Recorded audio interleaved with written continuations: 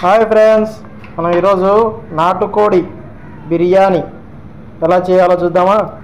చూడండి, ముందుగానే బాస్మతి బియ్యం ఇలా నానబెట్టుకోవాలి. ఒక 20 నిమిషాలు నానబెట్టుకోవాలా. చికెన్ ముక్కలు కూడా కొద్దిగా లైట్గా వేయించుకోవాలి, ఎందుకంటే చికెన్ ముక్కలు బాగా రైస్ పడతాయి కాబట్టి. నాటుకోడి కాబట్టి ఎక్కువ ఉడకదు కాబట్టి అన్నంలో అయినా బిర్యానీలో మనం ఇలా చేసుకుంటున్నాం. అన్నీ మనం ముందుగానే తరిగి పెట్టుకుంటున్నాం. ఎర్రగడ్డ, టమోటా, ప్లస్ ఇది కొత్తిమీర, కరివేపాకు, అల్లం వెల్లుల్లి పేస్టు, ఇవన్నీ ముందుగానే రెడీ చేసి పెట్టుకున్నాము. ఇప్పుడు మనము ఒక తప్పెలు తీసుకొని, ఒక గిన్నె తీసుకొని ఇందులో ఆయిల్ పోసుకున్నాము. ఇప్పుడు దీంట్లోకి వచ్చేసి ఆనియన్స్ ఇవి బాగా వేయించుకోవాలి.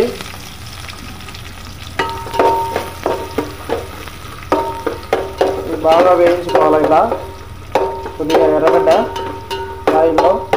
ఇప్పుడు మనం ఒక 2-3 పచ్చిమిర్చి వేసేసుకున్నాం ఇందులో, ఎందుకంటే ఇవి బాగా వేగాలన్నమాట. ఇప్పుడు మనం టమోటా వేసేసుకున్నాం. టమోటా, కరివేపాకు ఇవి వేసుకున్నాం కదా, ఇవి వేసేసుకున్నాం. లైట్గా కొత్తిమీర దీంట్లోనే ఉడికించుకుంటే టేస్ట్ వస్తుంది. ఇలా మీరు కూడా ట్రై చేయండి, కామెంట్ రూపంలో తెలియజేయండి ఎలా ఉందో చెప్పండి నాకు కూడా. కొద్దిగా సాల్ట్ వేసుకుందాం, ఇందులో కొద్దిగా పసుపు వేసుకుందాం బిర్యానీలోకి. ఇప్పుడు మనం దీంట్లోకి అల్లం వెల్లుల్లి పేస్ట్ వేసుకుందాం. టమోటా ఇవన్నీ మొత్తం ఉడికేసాయి. అల్లం వెల్లుల్లి పేస్ట్ వేసుకొని పచ్చివాసన పోయేంత వరకు వేయించుకుందాం.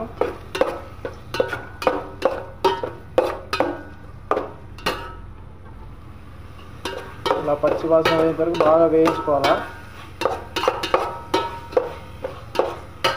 లైట్గా ఒక రవ్వ గరం మసాలా వేసేసుకుంటే సరిపోతుంది, ఎక్కువ లేకోకుండా లైట్గా. ఇందులో 2 బిర్యానీ ఆకులు వేసుకుందాం. కొద్దిగా చెక్క కూడా వేసుకుందాం, ఎందుకంటే టేస్ట్ బాగుంటుంది. చెక్క, ఇది లవంగా ఇవి వేసుకుంటే బిర్యానీ ఆకు టేస్ట్ బాగా వస్తుంది, లేకుంటే టేస్ట్ ఉండదండి బిర్యానీ. ఇదేందో స్టార్ పువ్వు అంట, ఇవి 2 వేసింది. ఈ స్టార్ పువ్వా బిర్యానీలకి మన సైడ్ ఏదో అంటారు కానీ ఇక్కడ సైడ్ అయితే స్టార్ పువ్వు అంటారంట. కొద్దిగా ధనియాల పొడి వేసుకోవాలి ఇప్పుడు మనం దాంట్లోకి. అలాగే ఇవి లవంగాలు వేసుకుందాం దీంట్లోకి. కొద్దిగా కారం పొడి కూడా వేసుకుందాం. ఇవి బాగా మగ్గాలి, బాగా వేయించుకోవాలి.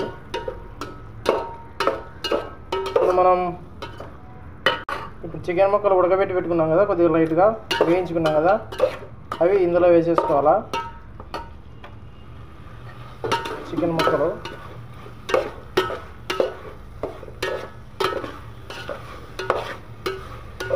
ఇది బిర్యానీ ఇక్కడ సైడ్ ఇలా చేస్తారు, మన సైడ్ ఎలా చేస్తారో మనకు తెలియదు. ఇప్పుడు మనం బియ్యం నానబెట్టి పెట్టుకున్నాం కదా, బాస్మతి రైస్, ఇవి దీంట్లో వేసేసుకోవాలి. ఇప్పుడు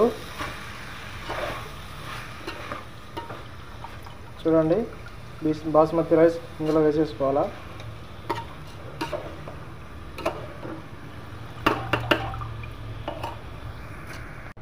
ఇలా బాగా కలుపుకోవాలి.